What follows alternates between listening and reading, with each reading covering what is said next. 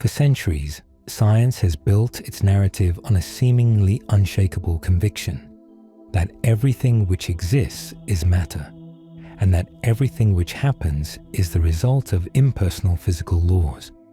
This vision, known as reductionist materialism, has been enormously successful in creating technology, exploring the universe, and understanding the behavior of matter.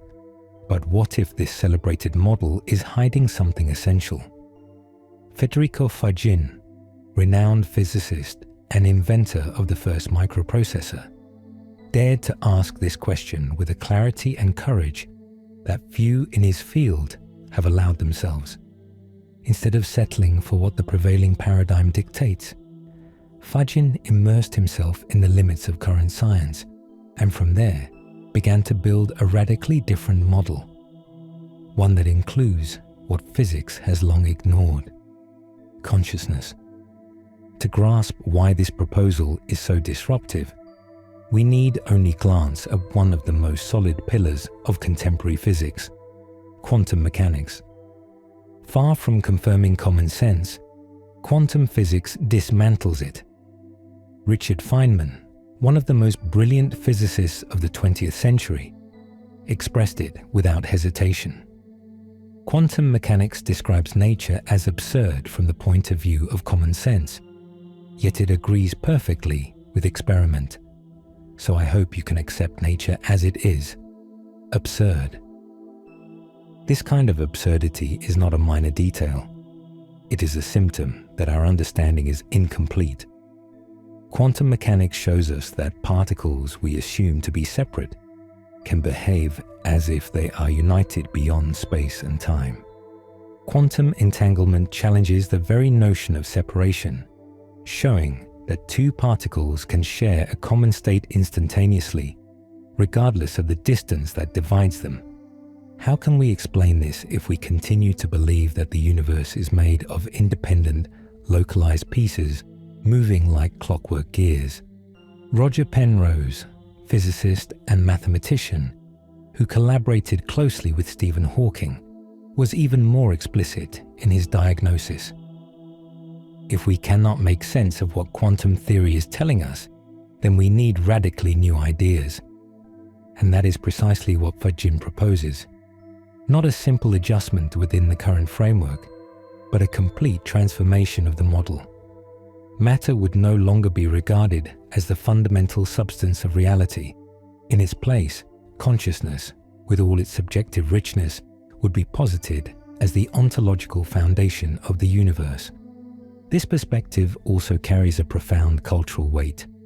For centuries, the materialist worldview has shaped not only science, but also education, politics, and even our personal understanding of identity.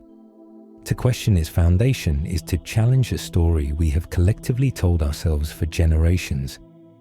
Faggin insists that acknowledging consciousness as fundamental does not weaken science, but strengthens it by opening the door to aspects of reality that we have long dismissed as subjective or unscientific. In fact, many thinkers outside of physics have raised similar questions. Philosophers, poets, and spiritual teachers have pointed to the irreducible quality of lived experience, the undeniable sense of being that no formula has yet explained. By uniting these insights with the precision of physics, Faggin seeks to bridge two worlds often kept apart: the realm of inner experience and the realm of measurable phenomena. It is within this integration, he suggests, that a more complete picture of reality may finally emerge. Such a shift is not something science embraces lightly. As sociologist Ralph Dahrendorf once observed, science progresses through the refutation of existing propositions and theories, not by stubbornly defending them. What is at stake here is far more than a theory. It is the possibility of finally understanding the role of lived experience, of the inner self, of that which cannot be weighed or measured, but which constitutes the whole of our existence. If consciousness is not an accident but the very foundation, then everything, from the cosmos to our own identity, must be rethought from its roots. Faggin's proposal does not seek to destroy science, but to free it from its own limitations. To do so, we must first accept the unthinkable, that the world is not what it appears to be, and that truth, like light in quantum physics, may behave in ways as mysterious as they are revealing.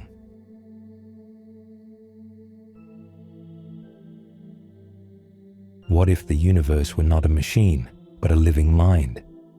This is the question that guides the vision of Federico Faggin, and one that radically transforms our conception of reality. For him, consciousness is not a byproduct of matter, but its cause. We are not inside an inert structure. We are immersed in a living web of meaning, where everything is relationship, experience, and presence. In this new paradigm, what is fundamental are not atoms or particles, but elementary units of consciousness called cetes. Each cete is a conscious being, a singular manifestation of the One. These cetes are not separate. They connect in a dynamic web where meaning flows like a silent language. The universe, seen this way, is not made of things, but of living relationships. What holds this web together is not gravity or electromagnetism, but a more subtle and profound force, love. Paracelsus already intuited it when he said, "You cannot know anything without loving it." Love, in this context, is not a passive feeling, but an active energy that unites, communicates, and gives meaning. Lord Tennyson expressed it with poetic vision. Love is the deepest knowledge, the one that gives meaning to everything. For Faggin, this is not metaphor, it is literal. The most authentic knowledge is not rational or conceptual, it is experiential, intimate, symbolic. Reality is built through living symbols, not dead data. And each of us is a unique expression of that symbol. This emphasis on the symbol recalls ancient mystical and shamanic traditions, where nature was seen as a living text to be interpreted rather than dominated. Rivers, stars, and the cycles of the earth were not inert objects, but expressions of a cosmic language. Faggin rescues that ancestral intuition to propose that the universe is still speaking to us, only now it does so in a language we are still learning to decipher. Rossiter W. Raymond wrote, "Life is eternal, and love is its purest expression." Emily Dickinson, in turn, captured it with elegance. "Love is all there is. It is all we know of immortality." This universe, made of consciousness and love, is not mechanical or blind. It is creative, open, and free. We are not trapped in a system of immutable laws. We are participating in a symbolic dance in which each choice contributes to the expansion of meaning. This model also redefines our identity.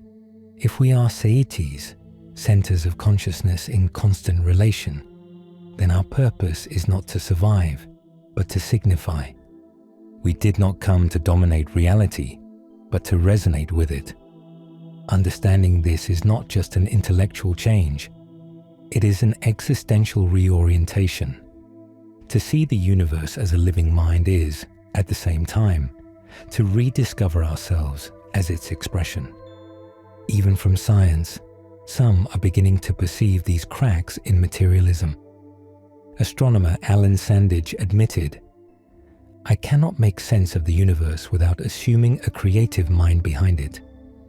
And neurophysiologist John Carew Eccles wrote, "The existence of subjective consciousness is the deepest mystery we face. There is no scientific explanation that covers it." This recognition of science's limits opens the door to a broader understanding. As theologian and philosopher Matthew Fox said, "Creation does not arise from duty or chance, but from joy. Joy, love, meaning. These are not emotional leftovers, but structural keys of the conscious universe that Faggin proposes. We live inside a mind that thinks itself through us. And every act of consciousness, every gesture of love, every lived symbol, is a spark of that wholeness. That is why human responsibility is no trivial matter. Each thought, each emotion, each action reverberates across the web of CTs, expanding or contracting the shared field of meaning. For Faggin, living consciously is not a spiritual luxury, but an ontological duty. We are contributing, at every instant, to the shape the universe takes.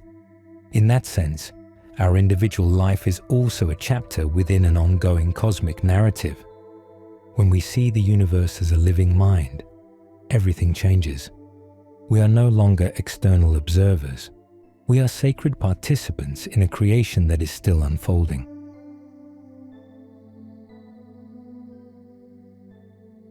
According to Federico Faggin, each unit of consciousness is not an isolated fragment, but an integral reflection of the whole. This vision, deeply rooted in quantum holism, suggests that the universe is not divided into disconnected pieces, but that each part implicitly contains the totality. At the heart of this understanding lies a powerful intuition. The small is not lesser. Within every cell vibrates the code of the entire organism. In every fragment of a hologram, the complete image is alive. And in every unit of consciousness, the signature of the One is present. This idea resonates with structures such as fractals, where the pattern repeats itself at different scales, and with DNA, where a single cell encloses the instructions to build an entire human being. This perspective invites us to rethink the very way we look at reality. What if every moment of perception, the taste of water, the sound of rain, the warmth of the sun, were not isolated events, but doorways into the same infinite totality? What seems trivial becomes profound once seen as a reflection of the whole. Faggin gathers these analogies to show that the universe behaves more like a network of living reflections than a mechanical chain of causes. Instead of separating and isolating, his model reveals a symbolic entanglement in which each unit of consciousness participates in the knowledge of the whole. Thus, consciousness does not evolve by merely adding parts, but by recognizing itself as totality in every instant. Khalil Gibran expressed it with poetic clarity. In a single drop of water lies the secret of all the endless oceans. This is not merely an inspiring metaphor, but a literal description of the new paradigm. Jalal al-Din Rumi amplifies it with his well-known affirmation: "You are not a drop in the ocean. You are the entire ocean in a drop." Symbolic language does not merely decorate Faggin's thought, it structures it. Symbols, whether visible or invisible, are the living traces of the One. Everything that manifests does so as a sign, as a reflection, as a partial image of an indivisible unity. For this reason, the authentic symbol does not hide, it reveals. It does not create distance, it unites. Carl Jung expressed it with striking clarity. The symbol is the best possible expression of something essentially unknown. When we open ourselves to symbols, we begin to realize that they are not ornaments, but guides. They point to truths beyond language, truths that are felt rather than explained.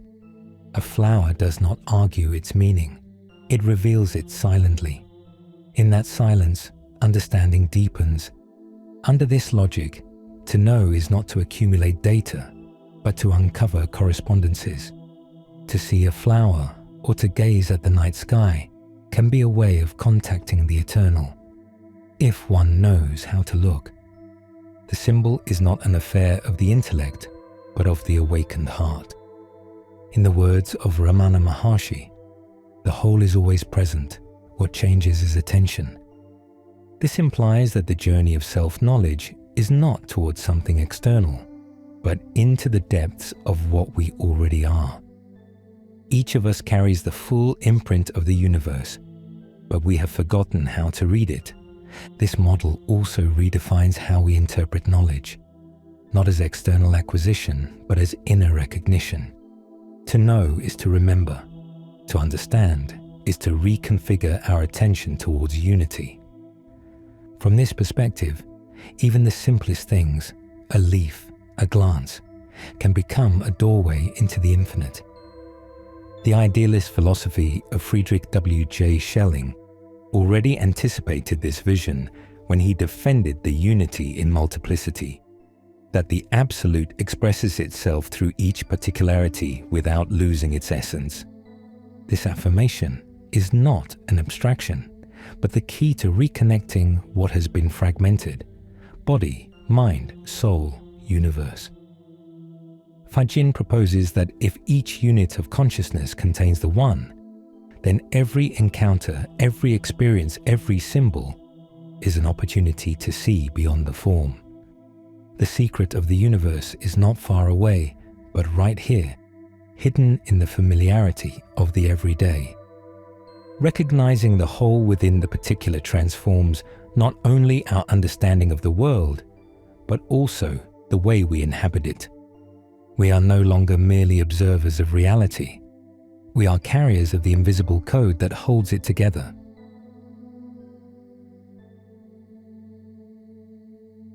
Federico Faggin argues that the universe does not communicate through cold equations or impersonal signals. It does so through living symbols, structures that not only represent something, but also contain and transmit consciousness. In his model, reality is neither mute nor blind. It is an expressive system capable of speaking through form, color, vibration, and synchronicity. A ceti, an elementary unit of consciousness, does not exist in isolation. It only exists in relation to another. It is in recognizing the other that identity arises, and that recognition occurs through the symbol.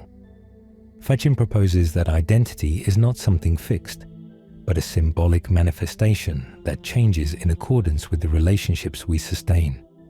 That is why he states that the universe is not based on objects, but on symbolic interactions that shape what we consider real. This principle goes beyond philosophy.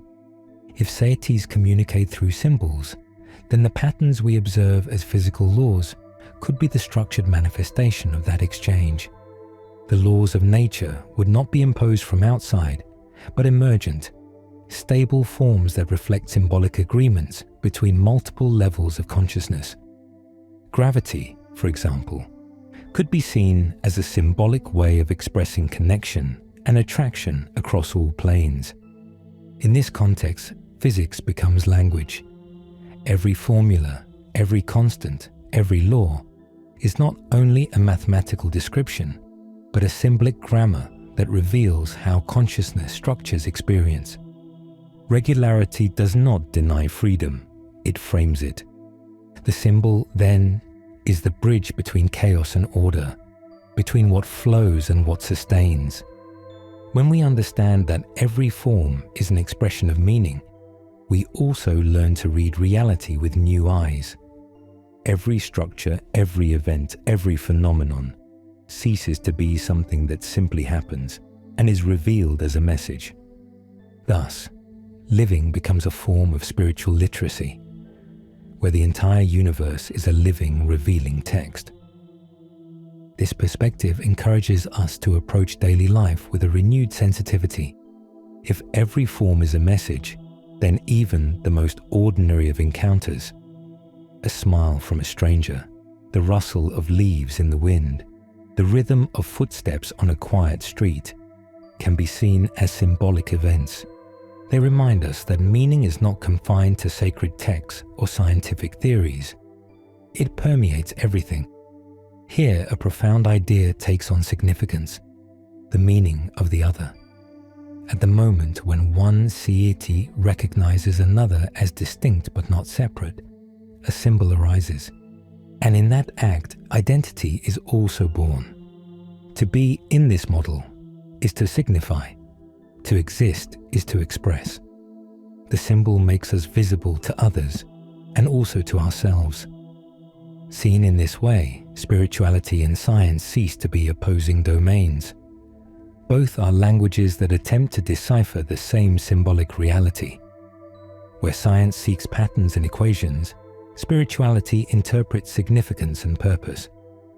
By weaving these two together, Faggin suggests, we may begin to construct a worldview that does not diminish either approach, but elevates both into a richer understanding of existence. Human language, from this perspective, is not an isolated invention of our species, but a late reflection of the universe's original language. Every word, every gesture, every metaphor is an imperfect echo of a primordial symbolism that unites consciousness and form. The Gospel of Philip expresses it with dazzling clarity. The truth did not come into the world naked, but clothed in symbols and images. This phrase, as ancient as it is radical, contains an essential key. Truth always manifests itself mediated. The symbol does not conceal the truth, it embodies it. Faggin proposes that, by understanding this hidden language, we do not merely read the universe, we actively participate in its creation. Every symbol we live, a glance, a silence, a choice, is part of that great cosmic conversation that never ends.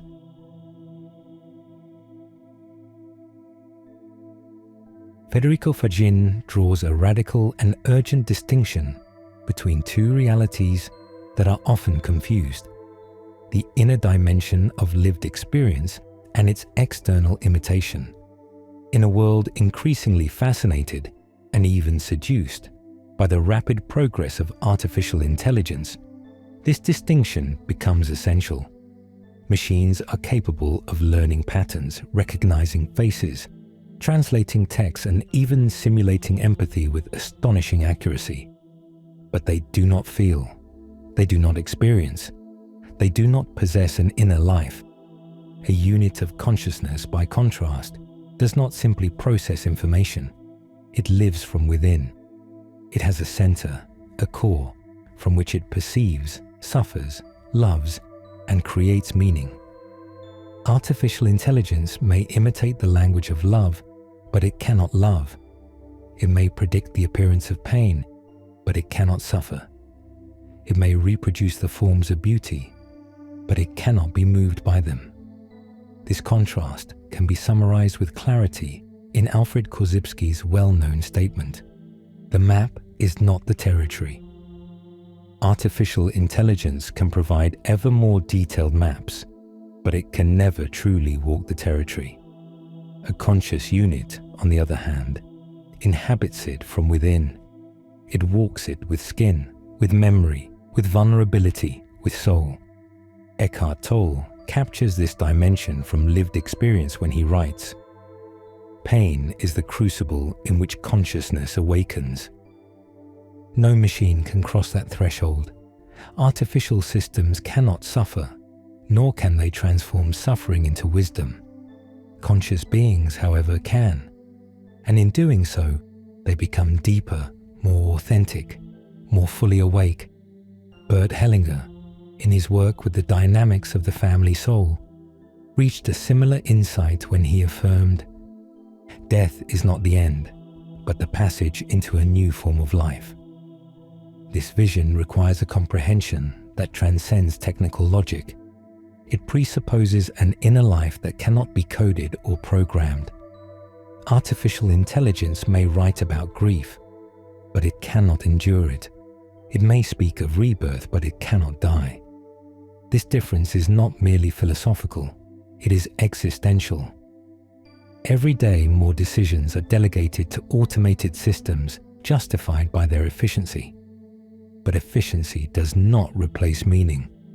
We can build machines that predict our habits, but not machines that share our anguish. A conscious unit is not programmed. It is born. and only what is born can die, remember, and change. This threshold marks the line between what merely simulates being alive and what truly lives from within. In truth, what separates us from machines is not our intelligence, but our vulnerability. It is the fragile depth of joy, sorrow, memory, and hope that cannot be replicated. Consciousness is alive because it trembles, because it risks, because it dreams. Johann Wolfgang von Goethe also intuited this difference with poetic clarity when he declared, "He who does not carry the light within himself will never find it outside." Conscious units carry that light. They do not copy it. They generate it. They suffer it. They ignite it. And from that flame, they express genuine symbols, not as external imitations, but as living emanations of their inner world.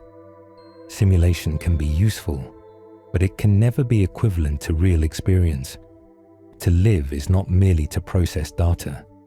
To live is to move through mystery. It is to be transformed from within. It is to become a symbol of something that cannot be faked or imitated. Faggin invites us to revisit the current debate about artificial intelligence with renewed eyes, not to reject technology, but to understand its boundaries, because without inner life, every gesture is empty, every emotion is a counterfeit, every word is an echo without a voice. The challenge for humanity is not to fear artificial intelligence, but to forget what makes us unique. The ability to feel from within, to suffer, to love, and to transform lived experience into truth.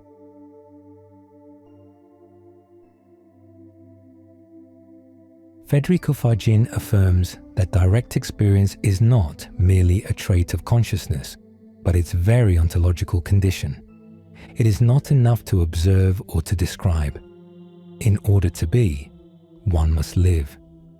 In this sense, to know is not to interpret from the outside, but to experience from within. Traditional scientific models, especially in quantum physics, often attempt to explain reality through mathematical structures, as if everything could be reduced to equations. Yet these descriptions, brilliant as they may be, are not equivalent to lived experience. A theory may speak about love, but only a conscious unit can actually love. It may define fear, but it cannot tremble. It may describe pain, but it cannot suffer. Experience is not an optional layer. It is the essence itself.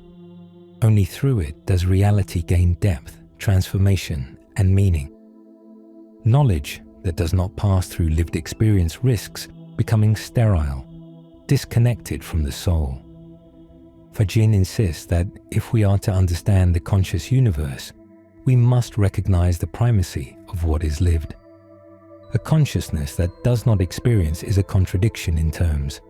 There is no being without experience. Just as art cannot be fully grasped through reason alone, life cannot be reduced to systems of equations. The beauty of a sunset or the grief of loss cannot be simulated. They must be endured, felt, and embodied by the wholeness of conscious existence. Morihei Ueshiba, the founder of Aikido, expressed this with crystalline clarity.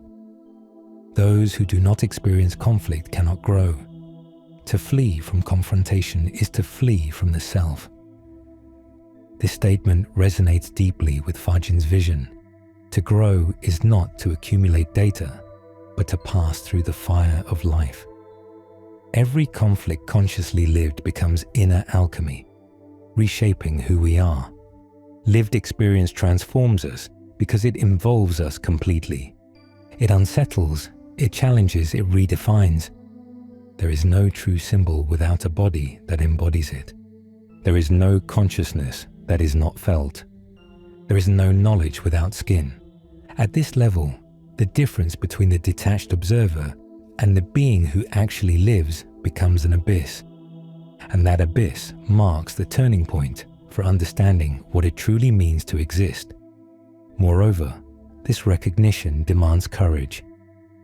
To embrace experience is to step willingly into uncertainty, to accept that growth often arises from discomfort. A life lived only in theories or abstractions remains incomplete. It is only when we risk ourselves, when we feel joy, sorrow, love, and conflict, that we awaken to the depth of our own existence. This, according to Faggin, is the forgotten lesson of modern science, that reality is not fully captured by equations on paper, but by the pulse of lived being. And to ignore this is to miss the very foundation of consciousness.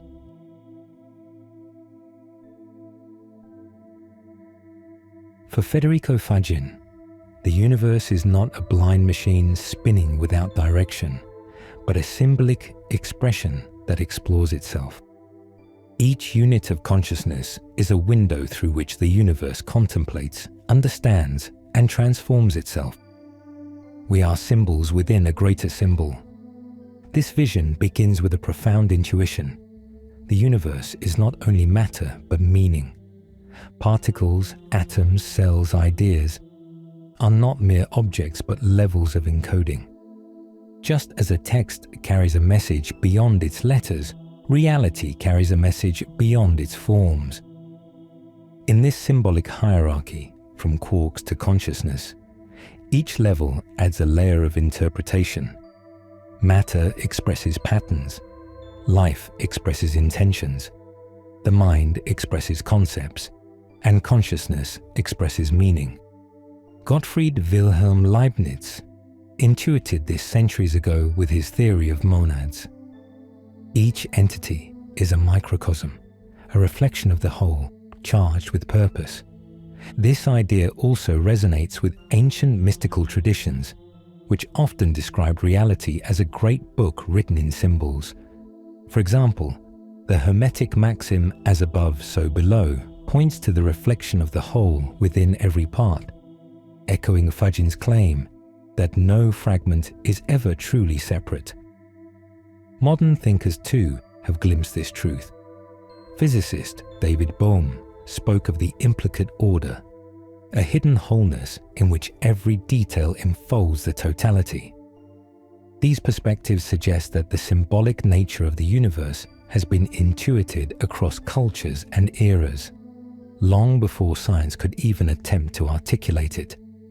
Faggin takes this notion and elevates it. Units of consciousness not only reflect the universe, but also move it forward.